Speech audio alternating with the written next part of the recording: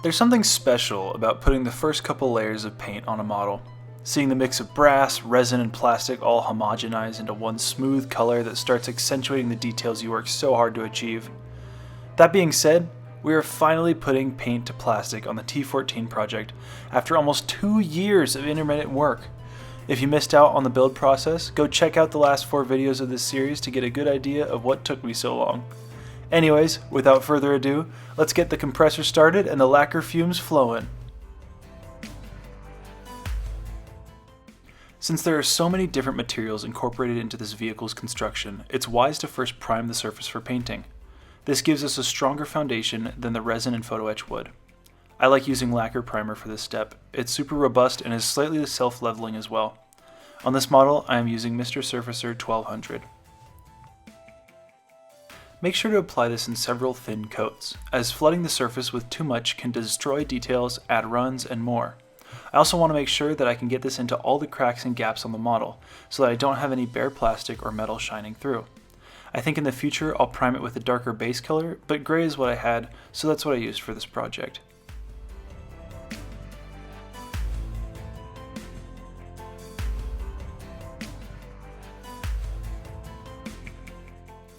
After that, we're going to base coat the model in Tamiya XF67 NATO Green. To help with airbrushing, I'm going to add some X20A acrylic thinner and some Liquitex acrylic flow aid.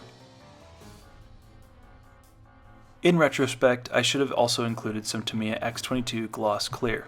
It helps with the final surface texture of the base coat, prevents pebbling, and helps flow. Next project, hopefully I won't forget it.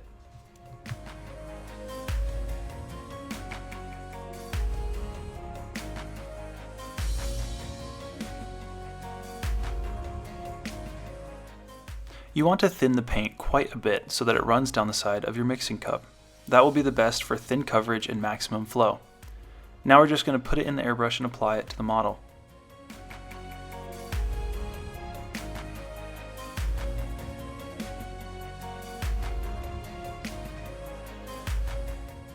This is going to be one of the most important layers that we're going to be applying today.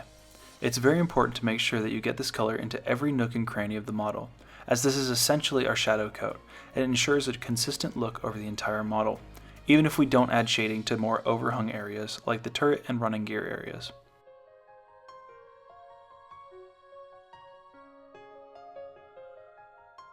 Now this is where I screwed up. I was seeing some bad texture on the base coat surface, and I wanted to mitigate this. Usually you can thin Tamiya paints with alcohol, and so I figured that if I flooded the surface with isopropyl, it could slightly melt the surface and smooth out some of that texture. Well, that didn't work. It actually ended up doing something really funky to the model surface, causing really nasty stains and definitely not helping the surface texture at all. Unfortunately, this meant I had to repaint the sections of damaged paint, and finally I got the surface homogenized. Now it's time for my favorite part of the painting process. We're going to start shading the vehicle. Because of my own screw-ups, I actually ran out of XF67, so to shade it I used a mix of XF58 OD Green and XF57 Buff. Since it's lightened, it really didn't change the color profile too much, and so it was okay to use a slightly different shade of green. With this first layer, I'm going to fill in each panel almost entirely with just a little bit of the base color showing through the corners. This is one of the most time-consuming sections of the paint, but it's essential. Make sure to take your time and keep the layers thin, almost transparent.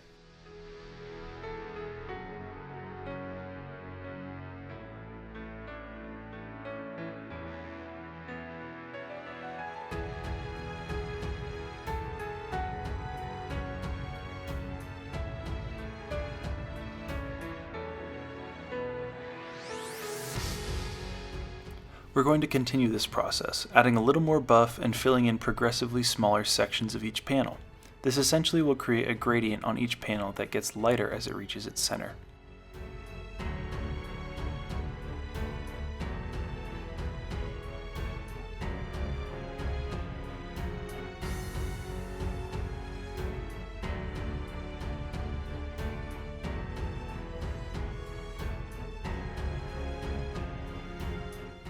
We use buff instead of white because it keeps the paint from getting too desaturated and allows a more true faded tone. You can use other light colors too to introduce other tones to the base, but I find that buff is pretty consistent for most greens and browns and tones like that. Blues are different, however, and white actually might be a better fading color for that. Just depends on the application and how you want the final result to look.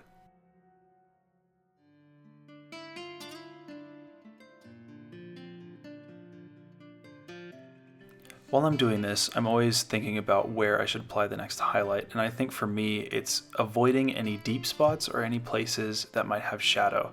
And just looking at it with that perspective makes it really easy to find the spots that you want to highlight.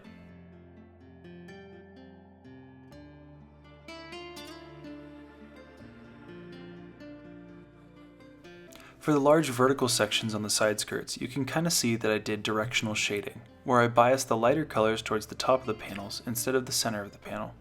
This gives it a really distinct look and makes the vehicle look bigger than it actually is.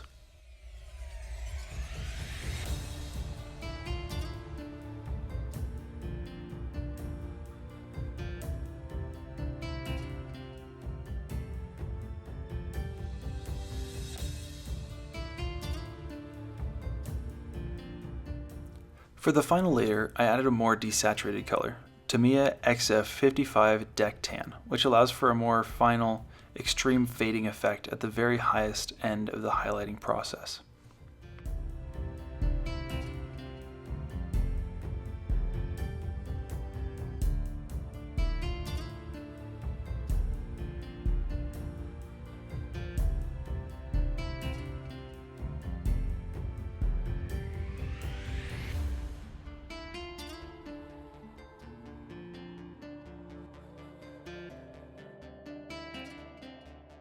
And as you can see, on most of the sloped surfaces, I'm keeping up that vertical gradient effect to really help give it a sense of depth and scale.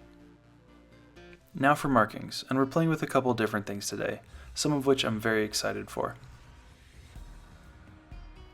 As I was looking at different photo references of the T14 in testing and in service, I saw that one of the photos featured one of the tanks used in the Victory Day Parade.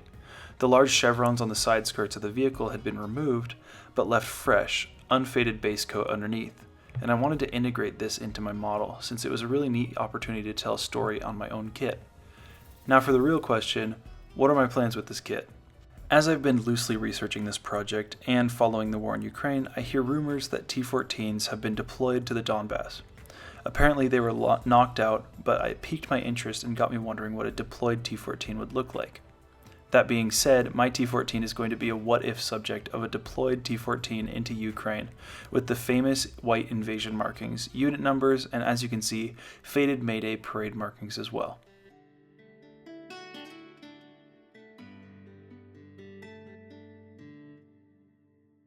I wanted to create a darker outline of the May Day markings, and so I carefully cut the outline out on a piece of masking tape. If you layer the masking tape under the decal sheet and cut around it carefully, you'll get a decent result. I tried to make the paint washable with AK washable medium, and I couldn't get it to work for me this time. I don't know if I didn't add enough or in or something, but the performance was pretty disappointing in this case.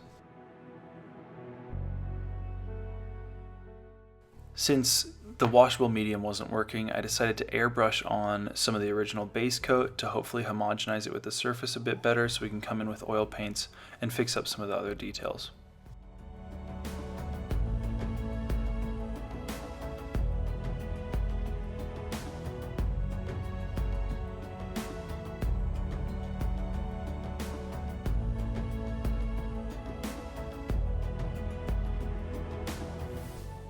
To help add some tonal variation to the markings, I added some thinned oil paints and blended those out, which really helped finalize the look. I'm pretty happy with how it looks, but we may be able to improve that look somewhat with future effects down the road.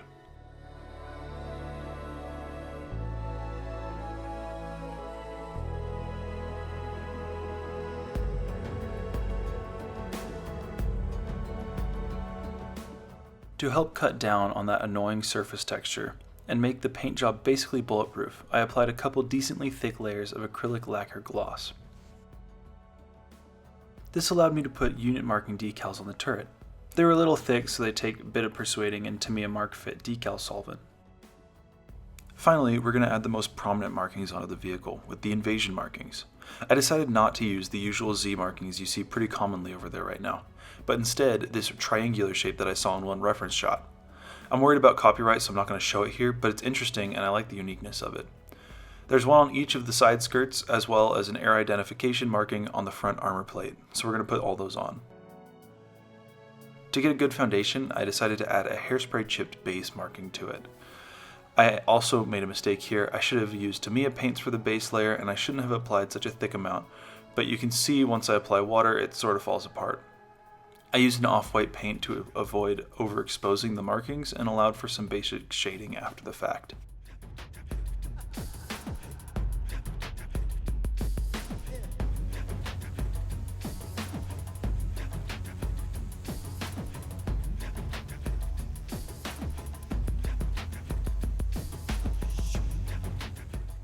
As you're about to see, the whole hairspray chipping thing really didn't work here and it kind of became a disaster, but we're going to clean it up with a brush after this.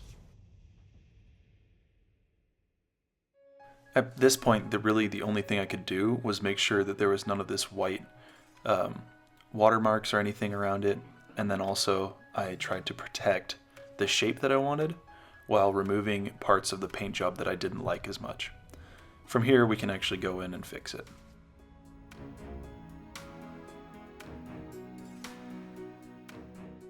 The largest marking was definitely the easiest to work with here, and I'm not sure why. It was potentially the anti-slip texture we'd put down already, or other factors, but after I had it painted, I was able to hairspray it and chip it actually quite nicely. As you can see, I'm just trying to outline each shape and then going in and filling it in and making it more consistent and look good. We're also chipping away a lot of this, so you don't have to worry too much about how it's going to look, because you can kind of just edit it afterwards.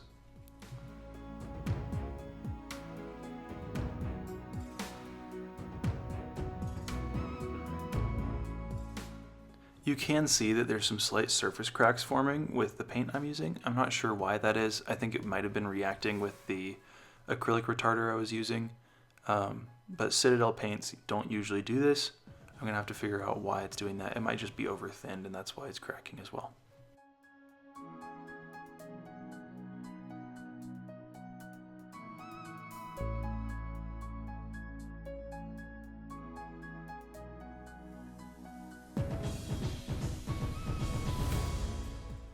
After that disaster, we need to fix up these markings. I wanted to preserve the look of the hand-painted look while also maintaining some semblance of aesthetics. The blend between order and chaos is much easier to achieve with a very thin paint and a very thin brush. It helps simulate in-scale brush strokes better and gives you more control over how worn you want them to look. I found that this effect looked best when I used a really thin paint and applied it in several layers. This created a much more convincing brushstroke effect. For some reason, the layered look just looks really nice, in my opinion. And then also you can see that I'm not very careful about making it very consistent or looking incredibly good. I'm trying to make it look random and like they were just painting it on in a hurry, getting ready for this invasion. And that's what we can see in photo references, and so that's what I'm trying to copy here.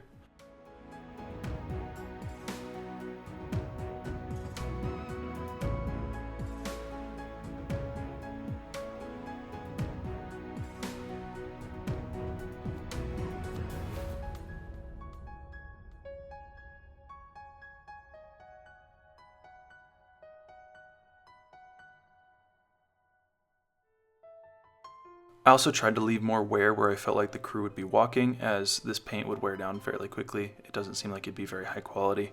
And so imagining where the crew would walk and how they would get up on the tank really helped with that. Now I know I'm going to get flack for how drippy I made these, but it is based off of reference photos of deployed current Russian tanks, and so is accurate. Make sure that when painting these drips to use a very thin brush with the initial paint wiped off the brush. And as always, a good measure of patience is important.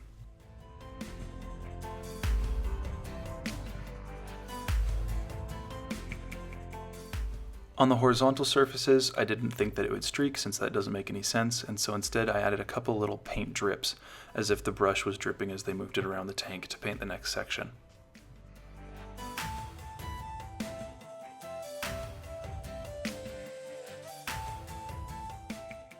Finally, after consulting with some of my modeling friends, I also decided to add a barrel slogan as well. Since I can't read Russian or just Cyrillic characters in general, this was with quite a bit of consultation from more skilled modelers than I. And as you can see, the initial pass that I'm going for here is more of an outline than anything else, and I'm going to come back through and clean it up afterwards. I just want to get the shapes right first. That said, I decided to go with the following slogan, which roughly translates to Beast Killer. And, same with the rest of the markings, it's based off of images of a real-life tank that has been deployed. I added some paint drips as before, and actually decided to draw it as if it had dripped all the way down to the bottom of the barrel and ran down towards the mantlet a little bit. I'd like to retry slogan drawing down the road because I'm not 100% happy with my results, but it's not bad for a first attempt.